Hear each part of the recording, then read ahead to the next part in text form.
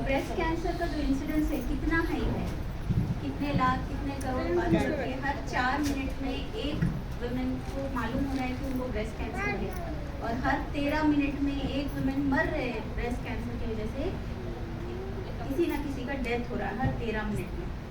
तो हालांकि पूरी दुनिया में हर 8 लोगों में एक फीमेल्स में एक को ब्रेस्ट कैंसर आने का चांस है।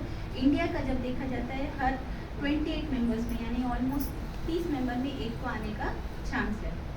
ठीक है, सबसे कॉमन जो दुनिया में स्टेट्स है, दुनिया में यूएस, इंडिया एंड चाइना, ये 3 प्लेसेस में ब्रेस्ट कैंसर बहुत कॉमन है। और इंडिया की बात की जाए तो इसमें सबसे हाईएस्ट इंसिडेंस है हैदराबाद में। ठीक है, तो क्यों आता है ब्रेस्ट कैंसर, मतलब क्या वजह है, कहीं को आता है ब्रेस्ट कैंसर? तो ब्रेस्ट कैंसर आने का कोई स्पेसिफिक रीज़न नहीं है कि ये है इसीलिए आया। किसी को भी कभी भी किसी भी उम्र में ब्रेस्ट कैंसर आ सकता है, पर उसके थोड़े रिस्क फैक्टर्स होते हैं। रिस्क फैक्टर मतलब क्या, कि ये चीज़ है तो मेरा आने का चांस ब्रेस्ट कैंसर का बढ़ जाता है, तो उसको बोलते हैं रिस्क फैक्टर।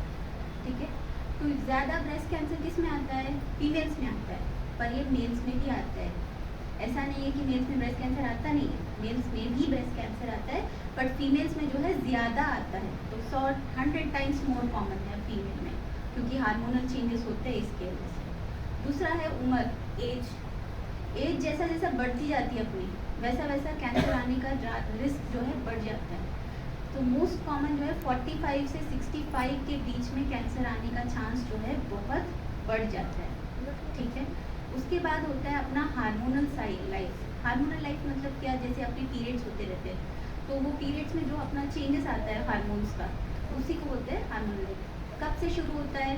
पहली बार जब पीरियड्स होता है वो एज, वो इम्पोर्टेंट है कि अगर 11 साल से पहले माहवारी आती है, उसको कहते हैं मेनार्क, जो शुरुआत होती है, अगर 11 साल से पहले होती है तो रिस्क ब्रेस्ट कैंसर आने का बढ़ जाता है, ऑलमोस्ट 3 से 5% बढ़ जाता है।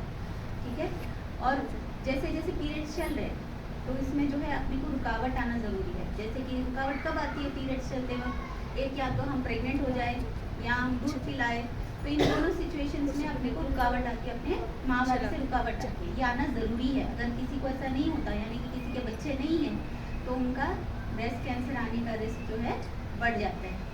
ठीक है, और अगर बच्चे हैं तो बच्चे का उम्र मतलब एज, अपना फर्स्ट प्रेगनेंसी, हम जब प्रेग्नेंट बनते हैं तो अपना एज क्या है, फर्स्ट प्रेगनेंसी का एज भी बहुत इम्पोर्टेंट है। कि अगर 30 साल के बाद पहला बच्चा हो रहा है तो उनको भी ब्रेस्ट कैंसर आने का रिस्क जो है बढ़ जाता है। तो 30 से पहले बच्चा होना है, 30 से बाद जिनको बच्चा होता है उनका रिस्क कितना बढ़ जाता है? उतना, जितने कोई बच्चे नहीं हैं उतना ही रिस्क है। और अगर 35 के बाद पहला बच्चा होता है तो उनका रिस्क बच्चे नहीं होने से भी कहीं ज़्यादा बढ़ के है। ठीक है, ये है एज, प्रेगनेंसी का एज। ठीक है, उसके बाद होता है मेनोपॉज, मतलब पीरियड्स रुकने का एज। ठीक है, पीरियड्स रुकते हैं नॉर्मली 45 से 55 के बीच रुकते हैं। अगर 55 के बाद भी चलता जा रहा है, पीरियड्स आते जा रहे हैं, तो भी रिस्क बढ़ जाता है ब्रेस्ट कैंसर आने का। ठीक है, ये छोड़ के कुछ लोग हार्मोनल टैबलेट्स यूज़ करते हैं, हार्मोन रिप्लेसमेंट थेरेपी जो कहते हैं पीरियड्स रुकते वक्त, या फिर ओसी पिल्स जो होते हैं बच्चों के लिए, ओसी पिल्स हार्मोन रिप्लेसमेंट, ये हार्मोनल टैबलेट्स होती है। ये हार्मोनल टैबलेट्स अगर लॉन्ग टर्म यूज़ कर रहे हैं, जैसे कि 5 साल तक ऐसे यूज़ कर रहे हैं, तो ये हमारे लिए रिस्क बन जाता है ब्रेस्ट कैंसर आने का। ठीक है, ये हो गया हार्मोनल लाइफ के हिसाब से रिस्क। ये छोड़ के और भी क्या रिस्क होते हैं अपने लाइफ में? एक होता है मोटे रहना, ओबेस रहना। ठीक है, मोटापा कब रिस्क फैक्टर बनता है? अगर 55 के बाद, मतलब पीरियड्स रुकने के बाद भी अगर मोटे हैं तो वो रिस्क बनता है ब्रेस्ट कैंसर आने के लिए। ठीक है, और एक क्या है? Sedentary life. सेडेंट्री लाइफ मतलब एक जगह बैठे हुए कर रहना, एक्टिव नहीं रहना, फिजिकल एक्टिविटी नहीं करना, एक्सरसाइज नहीं करना, मतलब फिजिकल एक्टिविटी में जिम जाना, ये सब नहीं। एटलीस्ट आधा घंटा भी आप चल रहे हैं दिन में, तो वो एक प्रोटेक्शन की तरह रहता है। अगर आधा घंटा भी नहीं चल रहे, सिर्फ एक ही जगह बैठे हुए, सपोजिंगली कोई सॉफ्टवेयर इंजीनियर है, एक ही जगह बैठ के काम करता है, या फिर कोई एक ही प्लेस में सेडेंट्री लाइफ जीना, ज़्यादा एक्टिविटी नहीं रहना, ये एक रिस्क फैक्टर है ब्रेस्ट कैंसर आने का। ठीक है, ये छोड़ के जो है एडिक्शंस है, एडिक्शंस जो है आदत है, वो आदत तो यूजुअली अपने अपने माहौल में तो रेयर है, ठीक है। वो छोड़ के फैमिली हिस्ट्री होता है। फैमिली हिस्ट्री मतलब अगर अपने ख़ानदान में किसी को कैंसर है तो ज़रूरी नहीं कि हमको कैंसर आएगा, ये 100% ज़रूरी नहीं है। हालांकि ख़ानदान में आता है कैंसर, फैमिलियल होता है, पर इसका परसेंटेज जो है सिर्फ 5 या 10% ही है। बाकी 90% जो है स्पोरेडिक है। स्पोरेडिक मतलब किसी को भी कैंसर आ सकता है, ऐसे 5% जो है खानदानी होता है, ठीक है। तो अगर अपने फैमिली में किसी को ब्रेस्ट कैंसर है तो अपने को क्या गौर करना है, एक अपना उनसे रिलेशन क्या है, कि अगर वो हमारी माँ है, बहन है, तो वो होता है फर्स्ट डिग्री रिलेटिव। और अगर नाना नानी है, दादा दादी है, या फूफू चाचा खाला जो भी है, वो सेकेंड डिग्री रिलेटिव होते हैं। और उससे भी दूर का जो रिश्ता होता है वो थर्ड डिग्री रिलेटिव होता है। तो अगर फर्स्ट या सेकेंड डिग्री रिलेटिव आपके है कोई, और 2 या 2 से ज़्यादा है, तो हो सकता है ये फैमिलियल कैंसर हो सकता है, ये जीन्स के थ्रू जेनेटिक हो सकता है, आपको भी आए। तो पहला उनसे रिलेशन, दूसरा उनकी उम्र। सपोजिंगली जिनको कैंसर आया उनकी उम्र है 40 या 50 से कम, तो वो हो सकता है genetic familial cancer. On a country अगर 50 के ऊपर किसी को कैंसर है, हो सकता है वो फैमिली में रन होने वाला ना हो। तो उनका उम्र जिस पे वो डायग्नोज हुए कि कैंसर था, कि वो उम्र क्या है, कि 40 है, 40 या 50 के बीच, या 40 से भी और भी कम है, तो भी वो जेनेटिक होने के चांसेस है, ठीक है।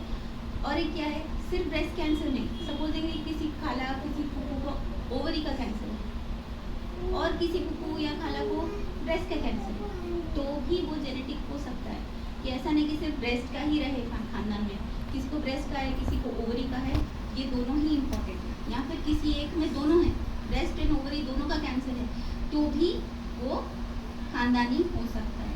और अगर फैमिली में किसी मेल पर्सन को कैंसर आए तो भी वो जेनेटिक हो सकता है, तो टेस्टिंग कराना पड़ता है ऐसे, ठीक है। और अगर फैमिली में जैसे होता है कि दोनों तरफ ब्रेस्ट के दोनों तरफ कैंसर आ गया है किसी को, तो हो सकता है वो भी जेनेटिक कॉज की वजह से हो। तो इन मामलों में जो है अपने को जेनेटिक टेस्टिंग करानी रहती। तो अगर आपके खानदान में किसी को कैंसर है तो ये सारी चीज़ें आपको मालूम होनी चाहिए कि उनकी उम्र क्या थी जब उनको कैंसर आया, उनका आपसे रिलेशन क्या है, और उनका क्या डायग्नोसिस था, मतलब कि किस चीज़ का कैंसर था, उनको ब्रेस्ट का था, ओवरी का था, पैनक्रियास का था, प्रोस्टेट का था, किसको था, किस तरफ था, सब कुछ आपको मालूम होना ज़रूरी है, ये जानने के लिए कि आपका रिस्क है या नहीं, ठीक है। दूसरा होता है ब्रेस्ट का टाइप। ब्रेस्ट का टाइप मतलब हर किसी का ब्रेस्ट जो है डिफरेंट होता है, और उसके हिसाब से एक चीज़ होती है डेंसिटी। जो डेंसिटी जो होती है ब्रेस्ट की सभी की अलग अलग होती है। कुछ लोगों की जो है डेंसिटी बहुत बढ़ के रहती है, यानी नॉर्मली यंग एज में जो होता है 20s 30s एज में जो होता है ब्रेस्ट बहुत डेंस होता है। अगर सेम वैसी डेंसिटी आफ्टर 35-45 के बाद भी रहती है तो ऐसे लोगों को भी ब्रेस्ट कैंसर आने का रहता है। ये डेंसिटी कैसे पता करते हैं, ये पता करने का एक ही तरीका है, मैमोग्राफी करना। उसके बारे में मैं आगे बोलूँगी, ठीक है। और अगर प्रीवियसली आपको कभी भी कुछ भी बायोप्सी हुई है ब्रेस्ट में, तो उसका क्या डायग्नोसिस था, ये जानना भी ज़रूरी है। अगर कुछ नॉर्मल फाइब्रोडिनोमा जैसा है तो डरने वाली बात नहीं है, पर इसमें थोड़ी सी चीज़ें हैं जो कैंसर नहीं है, फिर भी ये रहने से कैंसर आने का रिस्क बढ़ता है, जैसे एटिपिकल डक्टल हाइपरप्लेसिया, ऐसे थोड़े से डायग्नोसिस होते हैं जो अगर आपके बायोप्सी में आते हैं वो कैंसर नहीं होते, मगर वो अगर रहे तो वो रहने से कैंसर आने का रिस्क जो है बढ़ जाता है। तो अगर आपको पहले कभी भी ब्रेस्ट में कुछ भी बायोप्सी हुई हो तो उसका रिपोर्ट रखना बहुत ही ज़रूरी है, ठीक है। ये हो गए रिस्क फैक्टर्स कैंसर आने के। नेक्स्ट आते हैं कि science and symptoms. Science and symptoms मतलब क्या, मतलब कि उससे कैसे पहचानें कि अगर हमको ब्रेस्ट कैंसर है तो क्या क्या दिखता है, हमें क्या फ़र्क आता है। एक होता है गाठी की तरह, लंप की तरह फील होता है ब्रेस्ट में, ठीक है। स्पेशली लंप में कुछ भी पेन नहीं होता, कुछ भी प्रॉब्लम नहीं होता जब, तो वो कैंसर का लंप होने के ज़्यादा चांसेस होते हैं। अगर किसी को लंप फील हो रहा है और उसमें अगर पेन है तो हो सकता है वो कैंसर ना हो, मगर अगर किसी को लंप है उसमें पेन नहीं है, कोई भी तकलीफ नहीं है, तो दैट वो कैंसर होने के चांसेस बहुत ज़्यादा है, बिकॉज वो एक प्राइमरी साइन है, इनिशियल साइन है ब्रेस्ट कैंसर का, ठीक है। तो अगर आप जैसे किसी को भी यही मेन प्रॉब्लम है कि ब्रेस्ट कैंसर लेट डिटेक्ट होता है कि सर किसी को मालूम है कि घाटी है पर उसमें कोई प्रॉब्लम नहीं है, मेरे को कोई दर्द नहीं है, इसीलिए वो हेजिटेट करते हैं, वो दिखाते नहीं है वो क्योंकि दर्द नहीं है, और वो दर्द नहीं है क्योंकि वो कैंसर है। वो कैंसर फैल जाता है, पूरा फैलने के बाद प्रॉब्लम होने के बाद तब दिखाते हैं, तब को लास्ट स्टेज होता है, कोई भी कुछ हेल्प नहीं कर पाते थे।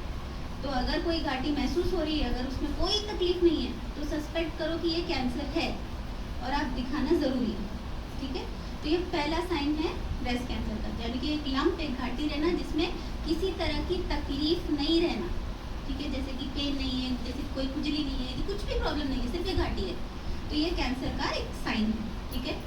दूसरी चीज़ है स्किन में चेंजेस आना, जैसे कि स्किन जो है या तो लाल हो जाना या तो सख्त हो जाना, और जैसे संतरे का छिलका होता है, ऑरेंज का छिलका होता है, वैसा अगर स्किन हो, जैसे कि आप यहाँ देख सकते हैं, ऐसा अगर स्किन होता है ब्रेस्ट का, तो ये भी एक कैंसर का साइन है। जैसे ऑरेंज का छिलका होता है, बिल्कुल वैसा अगर आपका ब्रेस्ट का स्किन दिखता है तो वो एक साइन है कैंसर होने का, ठीक है। दूसरी चीज़ क्या है, अगर निप्पल में चेंजेस आना, निप्पल में कैसे चेंजेस आते हैं, या तो वो अंदर चला जाता है, उसको बोलते हैं निप्पल रिट्रैक्शन, ठीक है। अगर निप्पल अंदर की तरफ जा रहा है, निप्पल रिट्रैक्ट हो रहा है, तो ये एक साइन है कैंसर का, ठीक है। या तो निप्पल में से कुछ पानी जैसा या फिर खून जैसा निकलता है, डिस्चार्ज निकलता है, तो भी ये साइन है ब्रेस्ट कैंसर का, ठीक है। ये छोड़ के और क्या साइंस हो सकते हैं, आपको कुछ भी नहीं दिख रहा है, कोई घाटी नहीं दिख रही है, कोई स्किन चेंज नहीं दिख रहा है, पर एक डिम्पल जैसा दिख रहा है, जैसे आप हंसते हैं गले पे डिम्पल आता है ना, वैसा डिम्पल अगर आपके ब्रेस्ट पे आता है तो वो आप साइन गौर करें कि वो एक साइन है ब्रेस्ट कैंसर का, तो आपको दिखाना पड़ेगा डॉक्टर को, ठीक है। और वो छोड़ के एडवांस स्टेजेस में कैसे प्रेजेंट करता है, वो स्किन पे छाले की तरह या फिर एक ट्यूमर की तरह, फंगेटिंग मास की तरह, ठीक है, जैसे ये दिख रहा है, ऐसा दिखता है, ये एडवांस स्टेज है, अर्ली स्टेज नहीं है, एडवांस स्टेज है। अर्ली स्टेज क्या है, जब लंप आपको सिर्फ महसूस हो रहा है जिसमें कोई प्रॉब्लम नहीं है, ओके, यहाँ निप्पल डिस्चार्ज आ रही है, एक डिम्पल जैसा दिख रहा है, ये अर्ली स्टेजेस है। ये एडवांस स्टेज है, जब आपको छाला दिख रहा है ब्रेस्ट पे या फिर एक ट्यूमर दिख रहा है ब्रेस्ट पे, ठीक है, या फिर निप्पल पे कोई इरोजन, निप्पल का चेंज हो रहा है कलर, कोई इचिंग हो रही है आपको निप्पल पे, कुछ इरोजन जैसा, मतलब अल्सर जैसा हो रहा है, तो भी ये साइंस है ब्रेस्ट कैंसर, ठीक है।